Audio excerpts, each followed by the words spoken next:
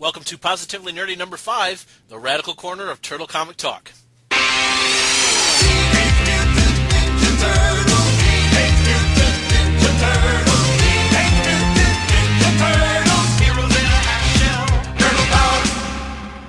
Yes, everyone, thank you for joining me once again here on Positively Nerdy. And that's right, the radical corner of Turtle Comic Talk is now a part of Positively Nerdy. And I think it's fair to say that myself and my co-host, let me introduce my co-host real quick, Suine Hallock. Say hello to everyone. Hey, what's going on? Suine is joining me as he has for the previous 3. Suine, is this the 4th time we've sat down together to do this? Let's do the math. 4th or 5th? 4th, it might be the 5th, actually. Yeah. 4th or 5th. Someone out there knows, and we love them for knowing. Anyway, I think it's fair to say that Suine and I kind of coasted through the last one. I think we rested on the laurels that this series has been awesome and stays consistently awesome, and we just kind of rode the wave, so to speak. But we are back, and the series has remained impressive, and maybe even has kicked it up a notch or 7. Because these 3 issues that we're going to talk about, and I will tell them now, that they are Teenage Mutant Ninja Turtles number 13, the Mirco-Series one-shots number 7 and 8, featuring none other than April and Fugitoid.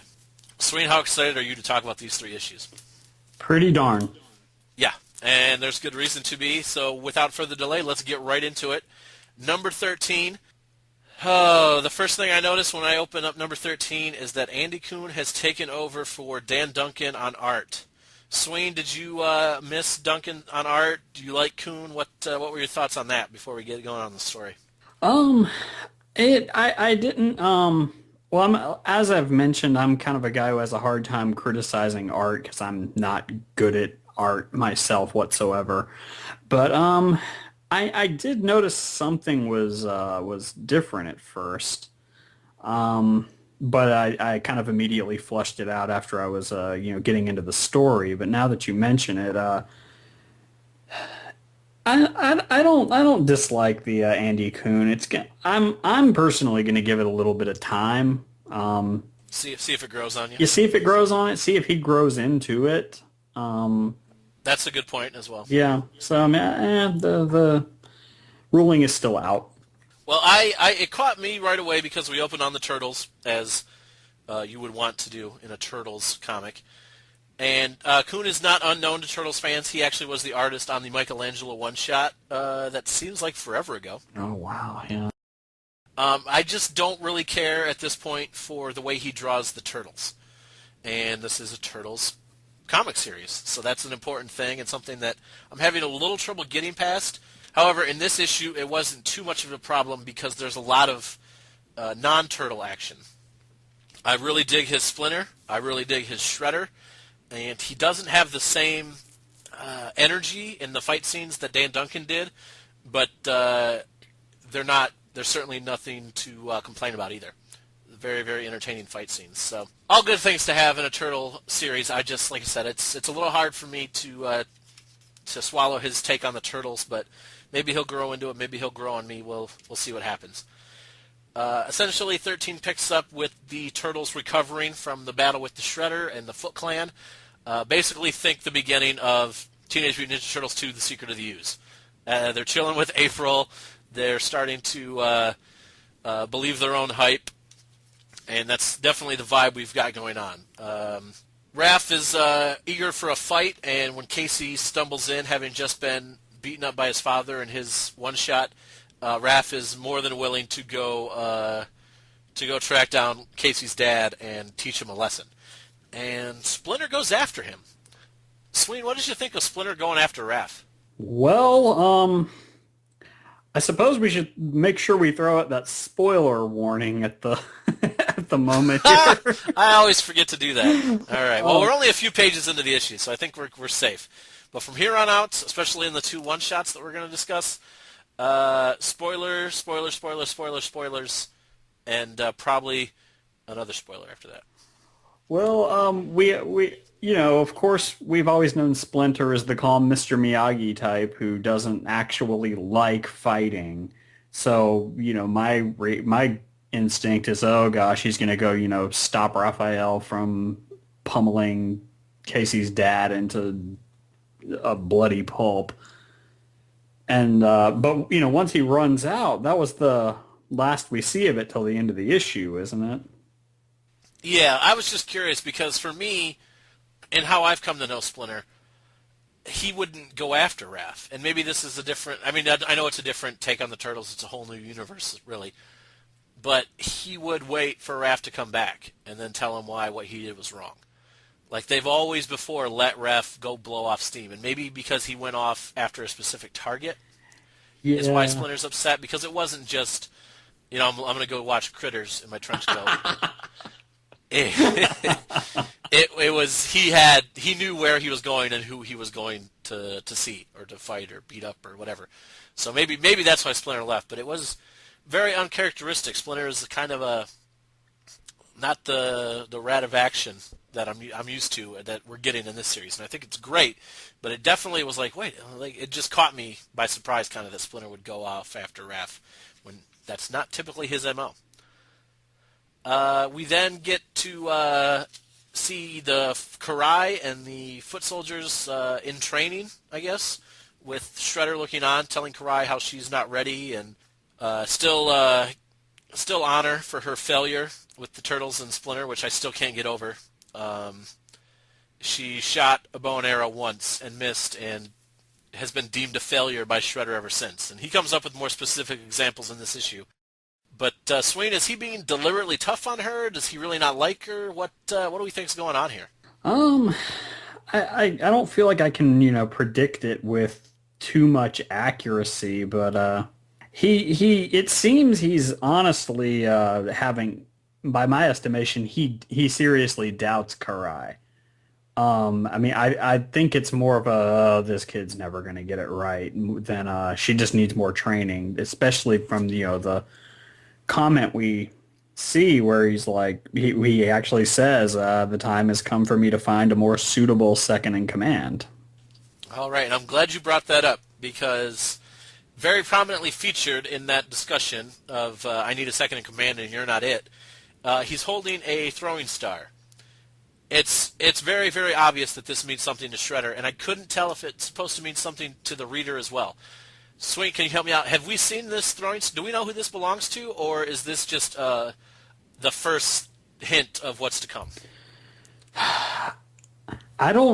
I can't think of anything it would necessarily mean yet, and I'm sure someone is going to rip me a new one if I, well, if I'm forgetting something. I feel better because I can't remember who it's supposed to belong to either. So maybe it is just Shredder knows who it is, but we don't.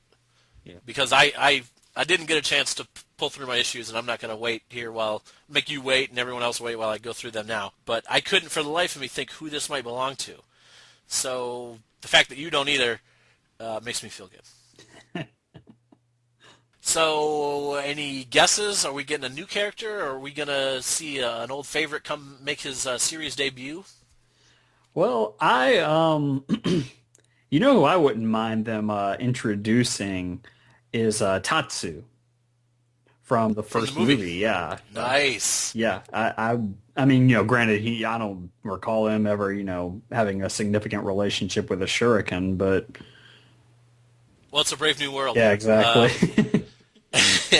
Has he existed anywhere other than the movie? To the best of my knowledge, no.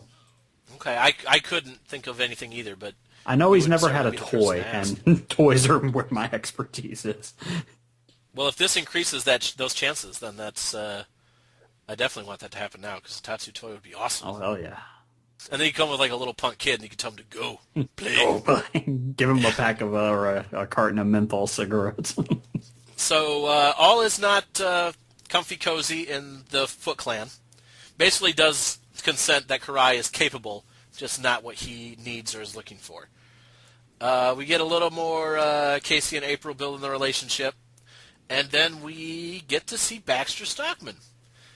Suine, you and I hypothesized that the next time we saw Baxter, he would not be the same. But he apparently Krang has decided that he still has a use, but has revealed to him what Krang really is and what's really going on. What did we think of Baxter not only staying Baxter, but kind of having the curtain pulled back. Well, I don't know if you saw it too, but if you look at the page where he's, opening his eyes and looking at his hands, that kind of looks like the compound eyes of a fly. Yeah, a little bit. Like where he sees the floor tiles. Yeah, no, And he's I see looking at his hands. Like, I mean, I may be reading way too much into this, but like, I don't know. But whatever's about to befall him has already started to take place. Yeah, like because he does kind of wake up in like, well, it kind of looks like a hospital room, but there's also like this big computer screen / organ. yeah. Like a musical organ, not a music screen in a stomach. Awesome. And then, but he's able to leave his room. He's not under lock and key. There's no guard outside his door or anything else like that. So Krang apparently wanted him to, or felt that he didn't need to be locked up. So apparently, whatever scientific genius that Stockman has, Krang is still going to find a use for. And when Krang gets revealed to Baxter and essentially to us, what did you think? Because there's something very specific. But before I get to what I thought, did you have any qualms about Krang's emergence, so to speak, to Baxter? No, I didn't have any qualms. It just struck me as kind of cool. I like Baxter's facials when he's looking at the sternum area of Krang, which is now where Krang rests. We've seen Krang in the belly, and we've seen Krang and Utrom in the head, but now we get the sternum area. Awesome. Yeah, but despite my complaints on Kuhn as an artist, he definitely can portray a very terrified Baxter Stockman. Maybe it was just me, or maybe something when I spoke with Dan Duncan at Heroes Con back in June that I misinterpreted, but I thought the head of the body was Krang's body. So I was actually a little disappointed to have the android body or whatever it is open up the jacket to show Krang kind of just chilling in there. For some reason, and like the early, and maybe this is the difference with an artist, because like I said, I really grew to love Duncan's style and thought he was perfect for this book, and his departure is really kind of sitting uneasy with me. I don't know why he left. I know that when we spoke at HeroesCon, he did mention the increased demands and concerns that Nickelodeon had to streamline the comic to make it fit more with the upcoming show. I don't want to speculate beyond that, but I know that he was not thrilled with Nickelodeon's suggestions all the time. And maybe Kuhn's more of a team player, I don't know. But I really thought that the head of Baxter was going to be Krang, or not the head of, the Krang general bad guy looking guy, the disguise, was going to be Krang's body. But see, I thought we had already revealed it to be the sternum. Oh, well then I'm not paying attention to anything. Maybe way back, maybe it's his throwing star too. I don't know. I don't know. I'm not paying any kind of attention apparently. And from that reveal, we go back to Earth, and Raph breaking down the door of the Joneses family, or house, I should say, and Casey's dad breaking a beer bottle, ready to go after Raph. He doesn't even bat an eye at. I guess he's seen him before, but is not at all concerned that a giant turtle is about to kick his ass, and kick his ass he does, right up until Splinter interrupts him. And Splinter does not necessarily stop Raph, well, he does stop Raph, but only apparently so he could do it himself. The issue ends with him saying, "Let me show you the true way of the ninja," and him holding the sai to Casey's dad's neck. If Splinter going after Raph was way out of character, what must have I thought of this ending? I'm not falling for it, obviously. But do you think this is... what do you think of this cliffhanger? There's a part of me that, honestly, there's a part of me that wants Splinter to gut him. Well, yeah, but... I mean, not only is he an abusive drunk, and I don't really think too highly of people like that, but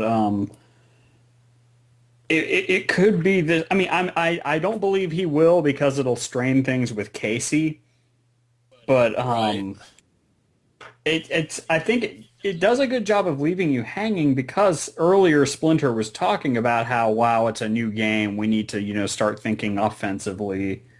You know, we're talking about war. We're talking about some enemies who have no qualms about killing. We need to get ready to, fight back against this. And this seems to be an emphasizing of the word ninja in the title. And ninja were assassins. That's very true. Not superheroes. Do you think no? You're absolutely right. Do you think Splinter might see Casey's dad as a loose end, I don't know if I'm willing to go that far yet. like but someone that could lead the Foot back to the Turtles? I'm just trying to find an. I mean, because I can't believe this is just pure shock value to give us a cliffhanger. Like you could do something else.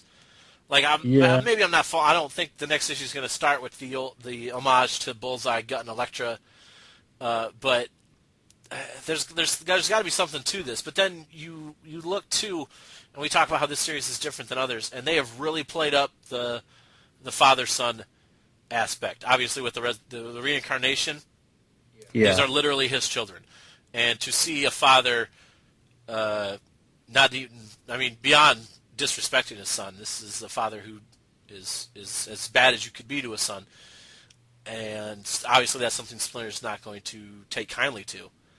So maybe that's an overreaction there, and we just came down from this huge fight with the Foot Clan, so maybe Splinter's just not in his right mind. I like I said, I refuse to believe this is just a cheap cliffhanger. So it'll be very, very interesting to see what happens with 14.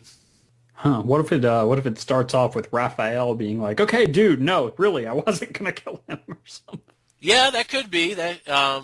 Raph calls his bluff. Yeah, there's got to be something. I'm always eager to read the next issue, and this, like I said, I'm not buying it, but at the same time, doing what cliffhangers are supposed to do. They've got me. Guess we'll find out next week. They've got me eating it up, man. Absolutely eating it up. All right, yeah, it does come out next. As we record this, it does come out issue 14 next week. So we'll see what happens. But we have 2 more issues to talk about before we worry about next week in issue 14. And that first up is issue number 7 of the Mirco-Series starring April O'Neil. Suine, what do we think of this little, let's call it a cameo for lack of a better word, at the very beginning of the April issue? Cameo. Well, in a way, we kind of got a combo of sorts of one Venus de Milo and one Mona Lisa. Yeah, I just thought it was really, really cool how they kind of threw that in there, and with April having her nightmare of being a turtle. Yeah, I thought that was great. Well, watch it turn out Hamato Yoshi had like a illegitimate daughter with someone, and It turns out April's related to. Yeah, there we go. Hey, anything is possible. Anything is possible. I really, really like this a lot more than I guess I was thinking I was going to. I don't know what I thought I was going to get, but this was not it. First thing I want to point out, I do really enjoy the artwork. I think I enjoy it as a one-shot. I don't think I'd enjoy the series like this. The art is done by Marley Zarconi, I believe is how you pronounce that. She's got very straight line, almost Mike Allred-esque style. It's very, very unique, and that's something we've definitely seen in these one-shots of all very, very distinct, very unique, very different artistic interpretations of these characters, and that was cool to see. Suine, did you have any opinion one way or the other on the art of this April? And then from there, just thoughts on the April issue in general. The art looked great by me, and this is even by my, non-critical standards. I actively thought it was really good looking. I have to, just so you know, to keep talking, but I have to look up. I don't know if Marley's a man or a woman, so I'm going to look that up real quick. But continue, sorry.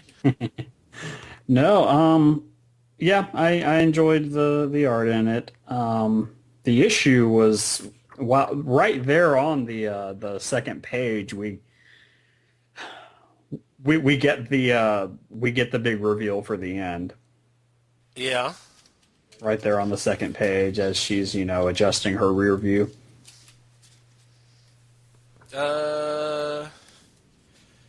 Second page, adjusting the rear view.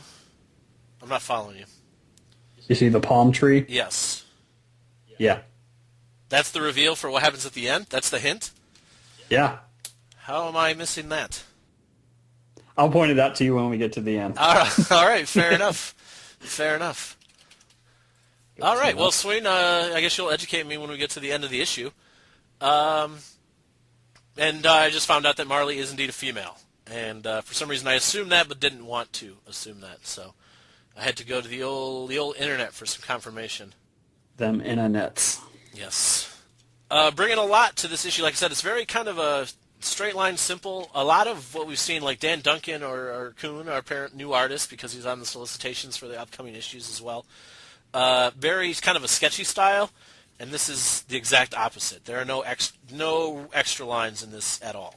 This is very straight line, straightforward, and works for our normal character, I guess. It's not too flashy, and that's kind of what you want for April. She's the normal one, but no longer the damsel in distress, which I thoroughly enjoyed, and Suine, I know that you enjoyed as well, that April is kind of out there, not really kicking ass, but not needing to be rescued, not running away. Exactly. The whole damsel in distress thing is a dated idea by today's standards, so I'm very happy with it too.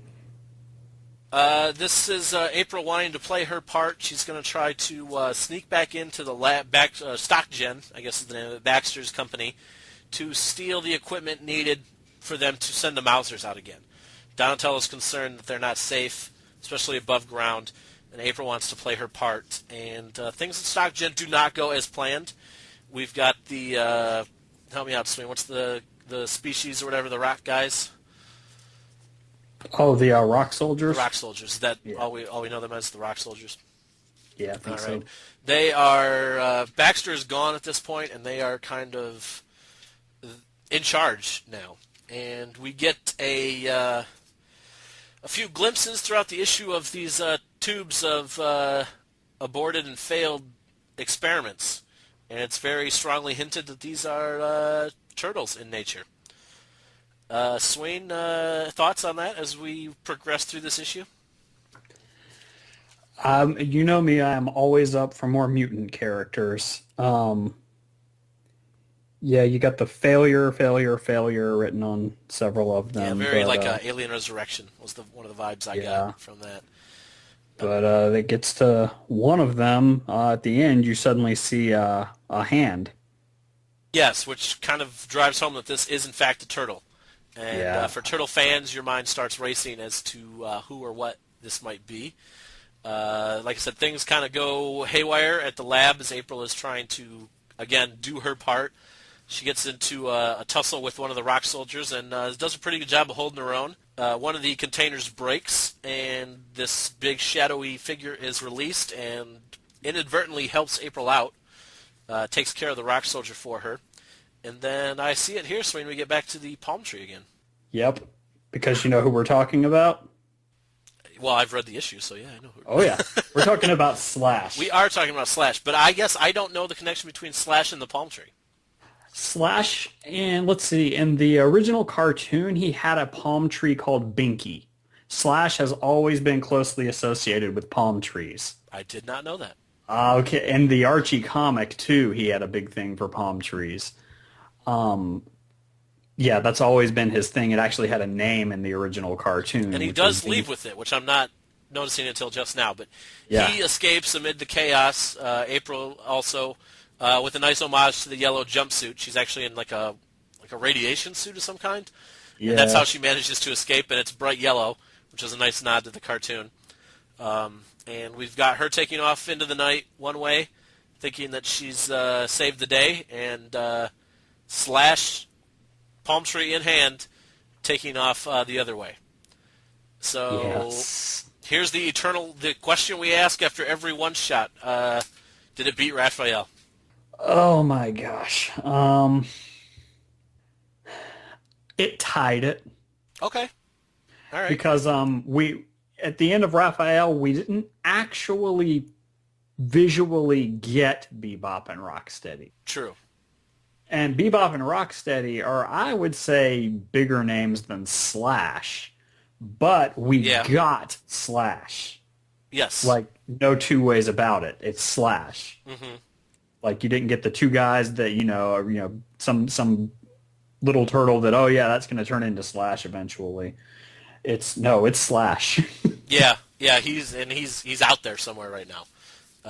Very like the X Factor wild card running around like you talked about. We love us some mutants, and now we got another one, and one we're familiar with, and one that could pop back up at any time, and I'm guessing at probably the wrong time. Thinking back, I wonder. Again, he's never been associated with Shuriken, but remember, he did wear armor like Shredder's. So, wondering if we got a new second in command here.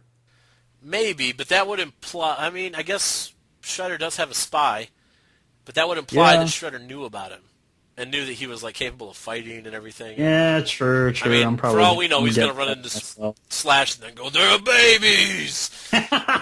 Yeah, I'm probably getting ahead of myself here. I know it speaks to the series though. It's infectious, man. It draws you in, and it's a good time.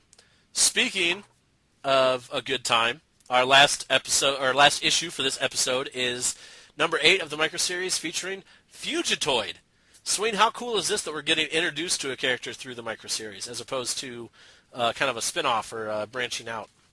Well, it's awesome. It seemed to come completely out of left field, too, because here we are, correct me if I'm wrong, primarily dealing with all these Earth-based characters for the Micros. Like, yeah, they're mutants, but, the 4 Turtles, Casey, April, they're all Earth-based, though. And then, boom, outer space android. Yeah. It seemed abrupt, but a good kind of abrupt. It sure did seem that way.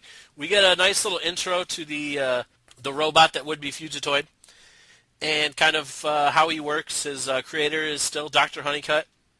Mm-hmm. Was Dr. Honeycutt always a neutrino? No. I didn't think so. No, neutrinos made their debut with the 87 tune. Okay. All right. That explains that. And I think this is... I think this is only the second continuity to have neutrinos in an official capacity anyway. Well, it's a nice melding of continuities because we still have Fugitoid, and now we're bringing in the neutrinos, and a very much more serious take on the neutrinos. They are not hot rodding in a cosmic hot rod. That's redundant. Nope. But they don't appear to be overly annoying, or I mean, I guess they could have high-pitched voices. We don't know from a comic. But this is a very, very different take on neutrinos, which I thought was cool. They are all in a compound. They have been enslaved by the Shredder. And on the third page, I went ballistic, because what did I see in the background? Suine, did you see what I saw? Third page, we are talking about a technodrome. I went nuts. I'm like, there it is, I can't wait to tell Suine. And then on the next page, they talk about the technodrome. And I was like, Technodrome. Well, it's still awesome, but I thought it was going to be like one of those things they just kind of threw it there and then left it alone. But then they're like, no, we're building a Technodrome. I'm like, ugh. All right, I guess I wasn't as cool as I thought for noticing it. But look at Krang on page 4. Doesn't it look like that could be the brain, the head? Yeah. See, I'm not totally crazy. Yeah, well, I could see it, and then he turns around and you got the... Well, he's obviously not at that point. Yeah. I guess I was thinking more like the 2003 cartoon. The Utroms were so slim and stuff. Maybe that's what I was going for. But basically, this issue is kind of, or at least the beginning of this issue, is kind of all about Dr. Honeycutt, who does not enjoy being enslaved by Krang. What a whiner. Yeah. I bet Krang provides great health benefits. Maybe he does. But despite that, Dr. Honeycutt has joined the Resistance and is going to be working against Krang. Anything that Krang can do, they can do better, they feel. Except Honeycutt can't get this dimensional doorway to work right. It only works about half the time, 60% of the time. Is that what they said? Yeah.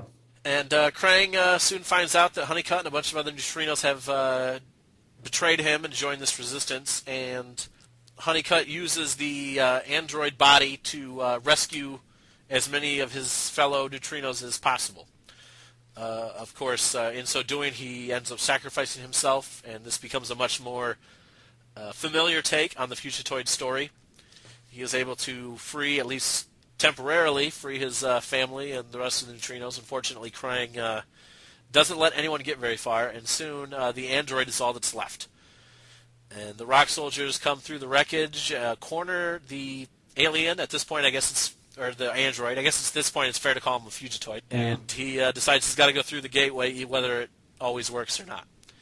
And he and several of the rock soldiers do make it through the gateway, and he uses the, I guess it's the hologram technology of the robot's body to blend in and look like a human. What do we think of Honeycutt's arrival? The whole, I guess he kind of, he's got kind of a sad story coming to Earth, and that is kind of Fugitoid's MO, though, isn't it? Yeah, I'm a little disappointed they didn't they didn't kill a rock soldier in that, like, because they said the thing only works 60% of the time. Yeah, I saw that too, and it was A handful of beings went through that. At least one of the rock soldiers should have been torn to shreds or something. unless it's like when you turn it on, 10 times, 6 times it works. So that whole time it was on, it worked. Yeah, I guess. so. But I guess I kind of viewed it as if he got through, it would make sense that some rock soldiers got through. It would have been a little too convenient for me, although he appeared to have eluded them pretty quickly and it wasn't an issue. But it would have been a little too convenient if he got through and all of a sudden they couldn't get through. Yeah. We then cut to Baxter talking to Krang. This is obviously predates issue 13, because it does say 18 months ago. And Baxter and his buddy, and unknown to him but known to us, his traitor, Shredder's spy inside StockGen, Chet Allen. They are talking about the fugitive android, a.k.a. Fugitoid. Chet thinks it's a clever name, and Baxter thinks it can't be that hard to find a robot in Manhattan. And then we cut back to present day, and Fugitoid running around talking about how he's been able to stay alive and everything this whole time, and assume an identity, and his holographic programming morphs him into Chet Allen. Dun, dun, dun. Dun, dun. That's right. So we weren't actually introduced to a character in this one shot. It was just like all the others, a nice spin-off, an expansion on what we already knew.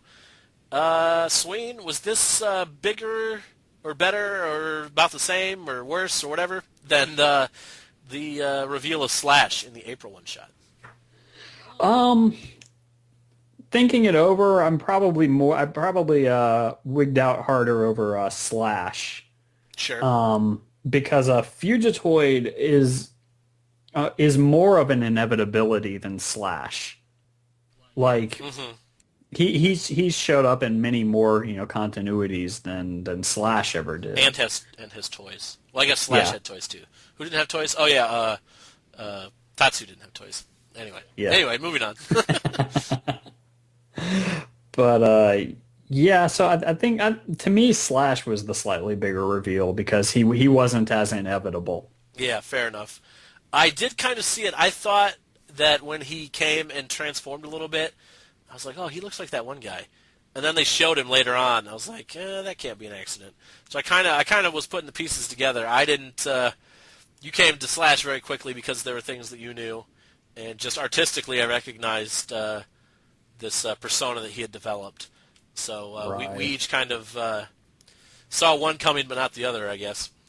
Right. And then we get this, it's almost a confession, although he doesn't realize it yet, of he has to battle Krang, and he's going to do whatever he can to battle this ultimate evil. And the first people he stumble upon that he believes will be opposed to Krang and will help him fight Krang is the Foot Clan, and that is how he has fallen in league with them. So he's not a bad guy. He's just put his trust in the wrong people. Wow, we got Splinter about to gut Casey's dad, and Fugitoid is Shredder's mole in StockGen. We keep talking about how this series just builds and builds and builds, and we keep waiting for it to stumble. These 3 issues didn't even break their stride at all. Like, it's just Nope. Like, it turned it up to 11. Not a stumble. Like, unbelievable. Unbelievable what IDW is doing with this series. And, I mean, it's not... And, do credit, obviously, to, Eastman is helping, I guess, with the story. And then you have Tom Waltz as the writer on the main story.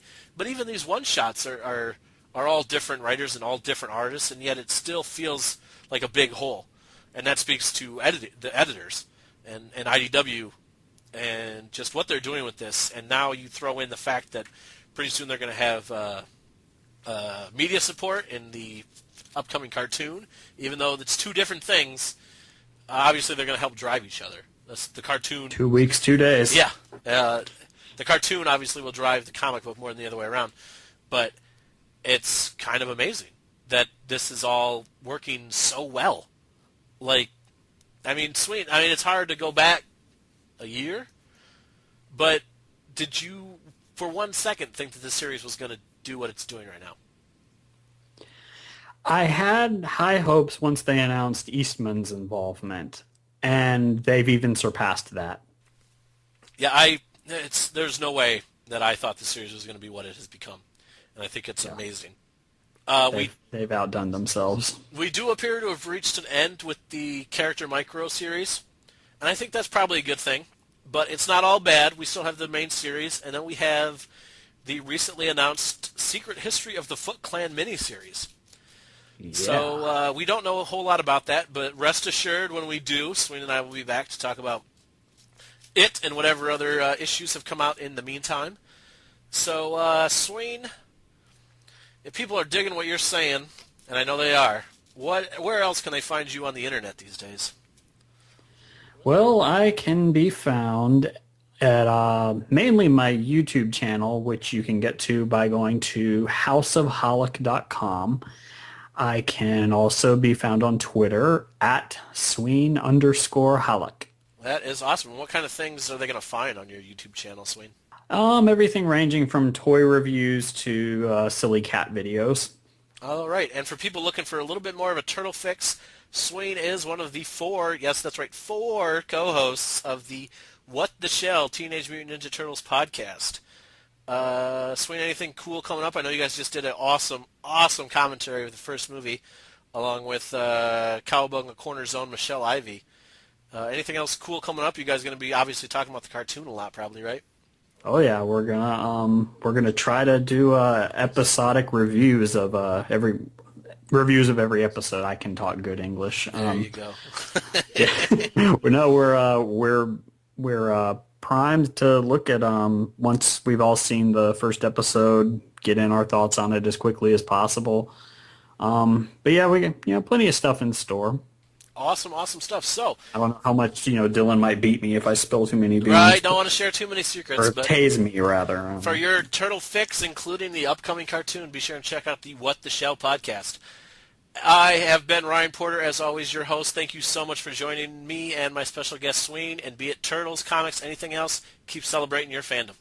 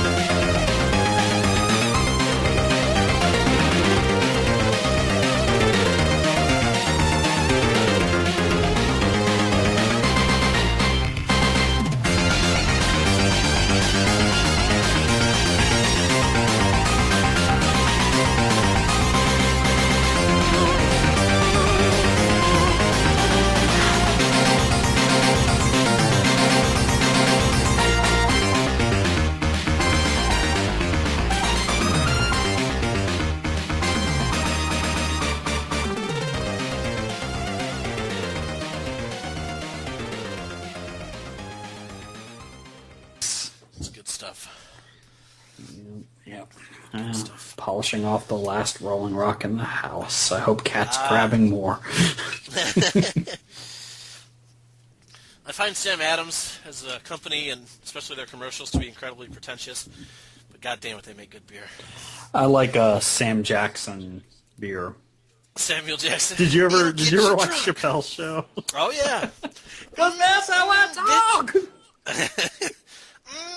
Bitch.